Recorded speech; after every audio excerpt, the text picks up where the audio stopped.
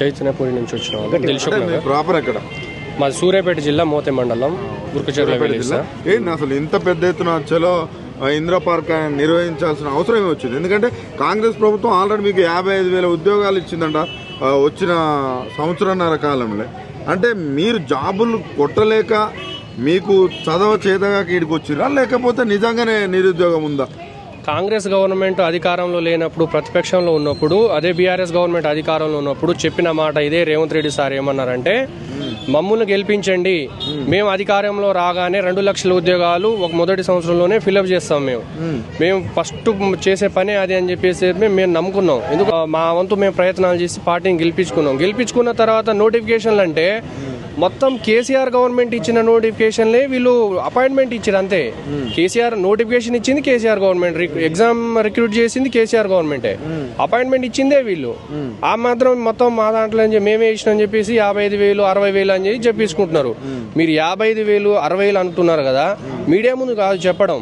ఒక నిరుద్యోగుల ఉన్న ఇప్పుడు అశోక్ నగర్ కానీ దిల్సుఖ్ నగర్ కానీ మీరు లిమిటెడ్గా ఒక 50 నుంచి 100 మెంబర్స్ ఒక అన్ఎంప్లాయ్మెంట్ తీసుకురండి, స్టూడెంట్స్ తీసుకొచ్చి మీరు అప్పుడు చెప్పండి, మాట్లాడండి, లెక్కలతో సహా చూపించండి మాకు. అసలు మీరు ఎక్కడ వేసింది? ఎగ్జాంపుల్ వాళ్ళు వేసే 55,000 60,000 లెక్కలో 15,000 నుంచి 15,000 కానిస్టేబుల్ ఎస్ఐ ఉద్యోగాలు కూడా వాళ్ళు యాడ్ చేసుకురు. అసలు ఎస్ఐ కానిస్టేబుల్ నోటిఫికేషన్ వచ్చింది ఎప్పుడు? 2021లో, ఎగ్జామ్ నడిచింది 2022లో, మీరు వచ్చింది 23 డిసెంబర్లో. మీరు ఎట్లా వేసారు అది? అంటే మీరు కొంచెం మంది మేధావులు కూడా ఉన్నారు మీకు దగ్గర, ఆకునూరు మురళి కావచ్చు, అదేవిధంగా వాళ్ళంతా రియాజ్ సార్ కావచ్చు, అకాడమీస్ కూడా వాళ్ళు నడుపుతున్నారు, వాళ్ళకు కూడా అవగాహన ఉండి ఉంటుంది.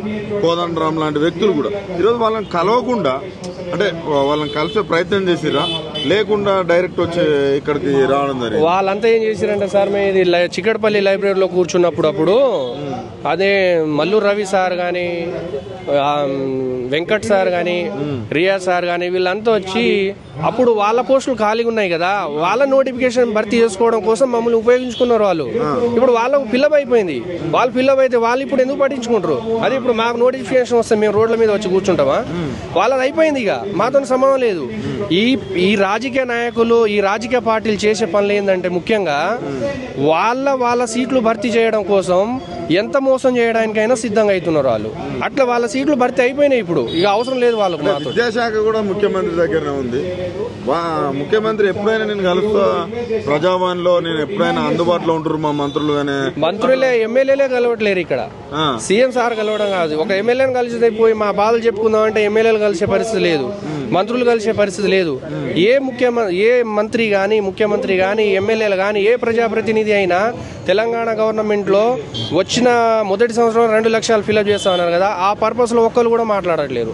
అంత బోగస్ మాటలు. 60,000 ఇంకో 4 రోజులు అయితే మేము అట్లనే కూర్చుంటే, ఏం మాట్లాడకుండా కూర్చుంటే 1,60,000 చెప్తారు, ఇంకో 4 రోజులు అయితే 2 లక్షలు చెప్పేస్తారు. అయిపోయింది, మేము ఇచ్చేసినాం అంటారు. నోటి మాటలు మీడియా ముందు అయిపోయింది. ఇక ఇచ్చుడు లేదు, సచ్చుడు లేదు, ఈ చెప్పుడు మాత్రం ముఖ్యం. ఎక్కడ ఇచ్చిరన్నా అంత? ఈ ఎస్ఐ కానిస్టేబుల్ ఉద్యోగాలు మేము వస్తే జియో 46